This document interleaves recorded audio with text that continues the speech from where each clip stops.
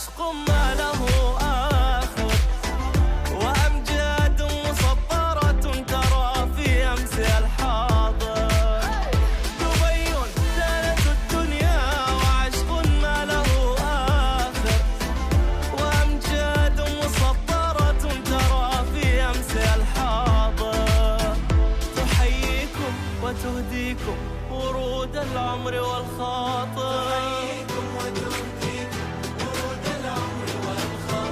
فأهلا يا ضيوف دبي وسهلا في ربوع دبي يا سلام يا سلام يا سلام يا سلام يا سلام يا دبي يا سلام يا دبي يا سلام يا سلام يا سلام يا سلام يا سلام يا دبي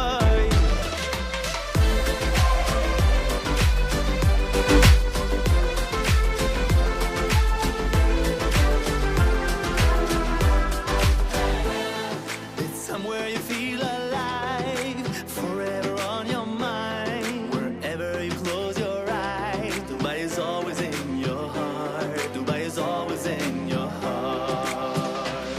No matter where you go in life, no matter where you go in time, doesn't matter where you are. Dubai is always in أعزائي المشاهدين، أهلا وسهلا بكم من جديد مع برنامجكم الأسبوعي برنامج قصتي.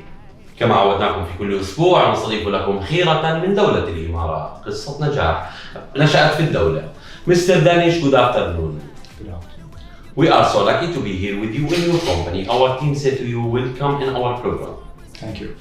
And we would like to know about yourself. Who's Mr Danish when he came to this country at the first time and what he's doing at this moment? وصف العالم دبي وكوكب آخر بهالقلوب تتفيا ومن هالليل يتضيع لأنها دارت الدنيا وعشق ما له آخر وفي Well, the first time was in 1970. My father came to the United Arab Emirates, and soon thereafter I was born. And life started in 1970 in Dubai, United Arab Emirates. And as far as back as I can remember, the first house that I remember was opposite the Dubai Museum. It was known as the Sheikh Al Latifa building next to the Diwan Al Amiri. So that's where our childhood started in Dubai, and that's where we progressed from. هلا كل هالعالم في دار تختصر عالم وقال بوصفها العالم From 1970 to 1980, so we started graduation in UAE, then we choose to go out of the country to continue our graduation. Tell me about this story. So the first school that we got into was known as Dubai English Speaking School. We were one of the first few Asians, Indians who actually was enrolled over there along with some friends. And then slowly and steadily we moved to Dubai College for a year, and then to St. Mary's for finishing our O and A levels. From there onwards it was a journalist degree in India, then an economic degree, and then finally investment management out of London. So we choose to continue our life out of UAE, right? Where we was. Back in Dubai in 1992, life started as an employee and continued as an employee for quite some time. It took me around the Middle East for a bit, and it took me back to London for running a family office for approximately a little over 10 years, until I decided that I wanted to settle down, and to settle down we had to come back to Dubai. When I go back to 1970 again, so I will mention that that time there was no paper, so we cannot say that we are born in UAE because it's mentioned that we are born in India, right? Yes, so we were born in the years of the Trucial States, and the Trucial States documentation was very different to the ones that were then kept, or registration that were kept under the UAE formation. And those documents were obviously gone missing for a very long period of time. Sure. And they weren't exactly, and I don't think our parents or the storekeepers or the registration, nobody was that concerned about where we would be 50 or 80 years from now, and how valuable that piece of information would be from where you're born. So today, all my 3 children are born in Dubai, but it's a noted fact, it's a registered fact. Sure. But for us, even after being born here, nobody exactly was there to record our birth. Business life, when I talk about banking or financial, so I have to mention that we need a smart guy, we need a brain that's to manage or control this world. Because the invest in this part is so hard, so difficult to trust, to know where we're going. Tell me about the business that we started. So the business was, while I was working for a couple of banks, when I came back to Dubai, it dawned on me that we needed to start something for ourselves. Because I always believed in the fact that you work towards unemployment. And the only thing you can change for that is by being in your business yourself. And one of the first things we did was we set up a company in the early days called Global Infinity for ourselves, which was basically our investment vehicle. We kept that vehicle until we wanted to create a bigger onshore unit, which we did in the name of BURJ Financial in 2012. The BURJ Financial business model was very simple. It would be used as a 2-tier business activity. One would be the holding entity for our own investments and the family investments of where we wanted to invest our money, whether it be real estate, retail, whether it was tobacco, it was jewelry or any other thing of that nature, and technology for that matter. And the second would be a consulting and a technology company that would be there to generate the revenue. So we wanted a 2-fold approach. One where we could grow a passive income model, and then the second model where we could generate our own revenue to ensure that there is constant growth within the family. Real estate in UAE, it's always booming. There is many gaps and the indicator, if anybody wants to see it, so up and down always. When I talk about 2008, so I have to, or we would like to know what's happened at that time for your company. So for that time, 2008 was not a very good year. There was an element of recession, markets fell off the cliff, there was a scramble towards liquidity.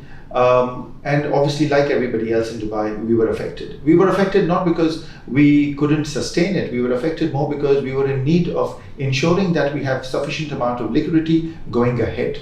So when people say cash is king, they really mean that cash is king. So the more liquidity you have in a recessionary environment, the more sustainable you become. So 2008 was then again one of those blips in the market that we look back upon now and say, I wish we had sustained it, but yes, it did affect us. Cash is king, so the cash we need to care about. So how we can invest with other people and give them advice and consult them for the business and following up with them. So one of the revenue generating models for BURJ Financial is that we consult on fund formations, right? And while consulting on how to create funds for private equity businesses and investors, we also have an added on feature which is recognized as monitoring and reporting. So one of the biggest problems in private equity is when you give somebody your money, you really don't have any more control over it. How you can control it? Well, the honest truth is we can't control it, but what we can do is we can monitor what they do with the money on a monthly basis. Mm-hmm. So we don't have to get a heart attack 12 months later when they do an audit. True. So you have your own accountant or audit company? We have our own. We have our own team that looks after the monitoring and reporting, and we are now in the midst of building a digital platform that will do that on regular basis at a press of a button. Sure. So whatever information we feed on it would be more than translated into a reporting format that everybody could view, as especially the investors, on a monthly basis. Before we meet you in your office, we was in your home and we see amazing things. So I will mention about the arts part that you love and you suggested to your wife to manage it. So tell me about the art part. The art as an investment was something we considered just after the 2008 recession. So we realized that we needed to diversify, and having a singular investment parameter or asset class such as real estate wasn't going to be sufficient. So art was one of those areas of diversification. And then again came jewelry, technology, and every other asset that we could believe that would help us diversify. The art investments have done very well for themselves. They are a store of wealth by themselves, and we get to enjoy them at the same time. Their cost of management or cost of insurance is acceptable to us, and we would like to enjoy the art. And in the event that the price rallies significantly, we would have them obviously as a saving. Now with the new crypto investments such as NFTs and the art coming to digital formats, it's obviously opened up another area of revenue if we need to monetize it. Even for the humanity part, so we will talk about the charity that we started also. Maybe it's a very good chance to talk about. Yes. The Birthday Cake Foundation was an idea by my wife. She is a special educator herself, a qualified special educator, and to give back to the community without the help of anybody externally, we initiated this whole concept of the Birthday Cake Foundation, whereby there would be birthday cakes delivered to underprivileged special needs children on their birthday. The concept behind it was very simple. Besides food, shelter, clothing for special needs, which everybody wants to provide, we wanted to ensure that we did something that would build their self-esteem and self-confidence and self-worth. I believe that if we can build on their self-worth, it would be easier to help them get into mainstream lifestyle, for them to be a contributing member of society. And I think for the last 3 years, 3.5 years that we have been on this journey, it is truly inspiring to see children graduate and feel blessed by just a small donation of a cake. You didn't accept to meet you before we meet your father. Yes. So when I talk about this father who touched our heart, all of us, so I will ask you, what did you learn from your father, or what the word that's keeping your mind from your father? So since you've already met my father, and thank you for such nice words, people who change your life or to guide you within your lives, I think one of the most prominent personalities is usually your parents, right? And the most memorable concept that he's explained to us, that there are 3 things that we have to accomplish. And those 3 things are basically money, respect, and friendship. And no matter which combination you choose, if you don't have all 3 of them, you will feel incomplete. Without respect, there is no friendship and there is no use of money. And without money, there is no use of anything else. So everything contributes to a successful lifestyle, to a more harmonious and contributing lifestyle, if you can manage all 3. So second generation, he started to build his third generation. Yes. Talk about these 3 guys we talked to them. What we prepare, or what did you prepare for them? Well, one, we believe that everybody comes with their own destiny, right? And that's the best part of believing in religion. But one thing that we have done is we have invested in their thought process, in how they think, how they behave, what are the experiences that they have growing up, and we wanted to create personalities that would be likable, that would be smart, that would be more engaged with the outside world, and more business minded as well. So we wanted a great balance between creativity and business acumen. And so I believe that my eldest son, who's currently pursuing a bachelor's degree in movie direction, has a good balance between creativity and the fact that he wants to set up his own entity at a point of time. My daughter, who's 13, is already got a channel where she's creating her own product line with the help of my wife on Instagram. And my youngest is still young, so I guess we want to enjoy him the way he is.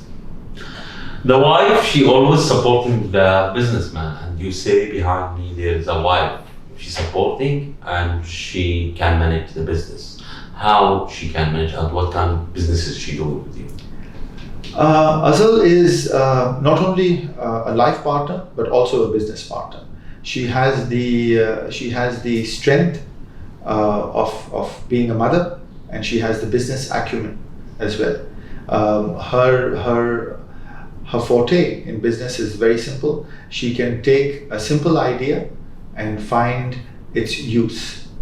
So and she's very good at it. So her jewelry line itself is a testament to that success under the name of Azulure, which we are obviously, which is our homegrown brand that sells customized Amazonites. She manages the art portfolio, like you mentioned, which is a job by itself. And on top of that, she looks after the Birthday Cake Foundation, not only in the UAE, but also in India, and she's opening up markets into Africa and Afghanistan as well. So if because of her ability to manage her time, her resources, and my ability to delegate, we run BURJ Financial as an entity. And without each other, I think we wouldn't be able to manage everything that we have. And what does Mr. Danish tell his wife who's in this camera? Well, I guess the only thing left to tell her is thank you for being there. And without you, life, business, and love would be incomplete. And always when I talk about this time, so we have to mention Corona. Does it change everything in this life? What did Corona affected your business? Yes, Corona had was very impactful for all our businesses. Because if we look at the retail part of it, or we look at the charity, or we look at the tobacco part of it, or the technology part of it, everything was affected. When there's a total shutdown, and we weren't into the businesses that did well in Corona, whether it was e-commerce or logistics, we weren't in those businesses. So yes, we did get affected. The only thing to do during Corona was to do a lot of housekeeping, to see where we could cut corners, where we could save on rentals, what we could renegotiate, what we could do to ensure that sustainability is achieved. And we did that.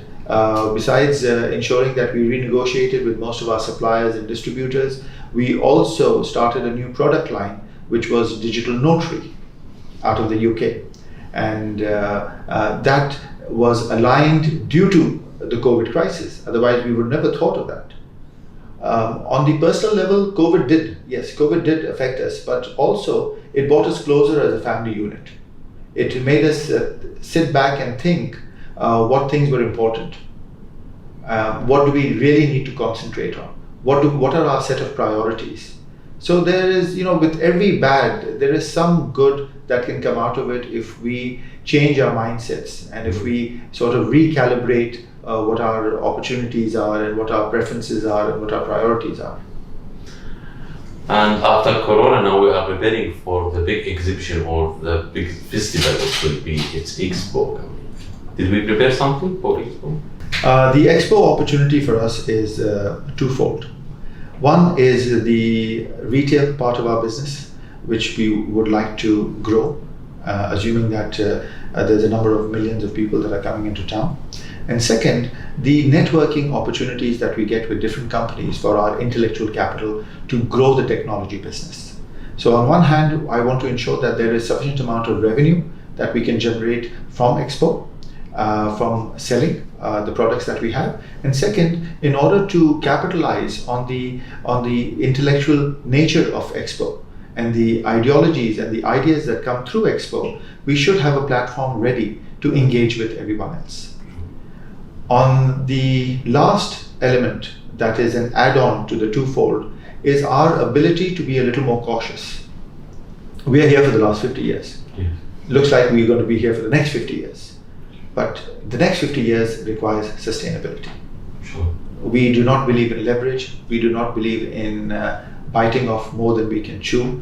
We would like to be cautious. We would like to be cautious from a growth perspective. We would like to be cautious to ensure that our next generation can take BURJ Financial to the next level. We are here only to do as much as we can. When we talked to your father, he mentioned that there is a next to Jumeirah with 5 dirham or 6 dirham, he can take some land there. Yes. So now we are talking about Dubai 2040, that His Highness mentioned. So tell me how you see it now. You know, the whole concept of having an urban landscape is very attractive. We've always seen Dubai progress with ideas and ideologies. Yes. Right? It caters to the whole world, and we are right now in the center of that. Sure. We can't be more thankful to the leadership of the UAE, which has helped us and families like ours sustain and prosper in this environment. What we believe will happen till 2040 is growth. And to be part of that growth, we have to ensure that we play a little part in it as much as we can. To be in this market or to be in this land of opportunity, so always we have to be creative. His Highness mentioned that it's hard to be number one, but the hardest is to stay on the same level. So how we can always be on the top and never go and step back in our life? You know, we're not in the numbers game, but if we want to stay ahead of everyone else, we have to be innovative. We have to have the ability to unlearn and learn again, because times are changing. Businesses are changing, models are changing, beliefs are changing, and the approach is changing. The new generation is changing as much faster than our generation. The CEO of this whole company, so I will ask him how he can build the relation with his team or employees. Trust and delegation. You know, at BURJ Financial, we've always practiced this, right? We've always wanted people to take ownership of what they manage, and we believe in that concept from a teamwork perspective. If I can delegate and MD can accept that element of delegation as per the parameter of our understanding, there is prosperity. There's nothing else. We are not the one who advise the people in the stock market, or we are not the people or the one who will advise for the cryptocurrencies. Why you don't go to that field? I think there are better people to advise on stock market and currencies. Crypto markets for us are too volatile. We can consult for people to create independent fund structures for security and transparency. Our tagline for BURJ Financial has always been to create a safer investment environment. There will always be opportunities for investment, but the discipline will only be singular. And the message from Mr. Danish to his elder brother in the other country, what he will say now? Well, I think the message is very simple, right? I think it's always good to keep in touch. And what we can advise for the newcomers who come here as a businessman, or the people who come to looking for the job, what you advise them before come to UAE? You know, I'm glad you asked that question, because the amount of people that walk in to, whether it's at the DIFC or at any of our offices, wanting to start a business, is to have a plan. If you don't have a plan, then nothing will work. There's a lot of hard work and a lot of work that goes into the planning process. The execution is fine. The execution is a process-driven activity. But the plan to get started, the plan to identify your own product or service, the plan to go to market, the plan to have sufficient amount of funding, it's all a planning stage. If you are not planned, don't expect for everyone else to help you make money. The only person who will make money for you is you. Sure. Finally, this peace and safe country. When I talk about UAE, I mentioned that the country that have more than 200 different nationalities, and I don't think any woman can walk in the street after 3 in other countries on Yes. UAE. So what do you have to say for UAE leaders and government for this peace and safe country? It's a given fact that one of the reasons why all of us are here today is because of the safety that the UAE provides. Sure. We have very few times asked for anything in return, because we identified with what the leaders' thoughts were, what their ideals were, and what their processes were. We have to live by the law of the land, and if the law of the land creates security for us, for our families, and gives us an environment to prosper and facilitate the businesses that we are in, what else could we ask for? We can only be utterly grateful and extend our gratitude towards the leadership. And we hope that this continues. This continues for the next generation as well. I remember in the early days when we were traveling globally, there would be people telling us, Dubai doesn't let you buy property. It doesn't let you take a nationality. Today, after 15, 20 years, we go back to them and say, listen, irrelevant whether we never asked for it, but now without asking for it, we have the ability to buy property and we have the ability to ask for a nationality. Sure. So things take time, but that doesn't mean they won't happen. We've spent 50 years over here and we're spending another 50 years for sure. I'm sure Dubai or UAE, they know who love the country and they give this opportunity for the one who deserves it. Yes. Mr. Danish, thank you to spending your time with our team and welcome again our program. Thank you very much. Thank you very much. Yes,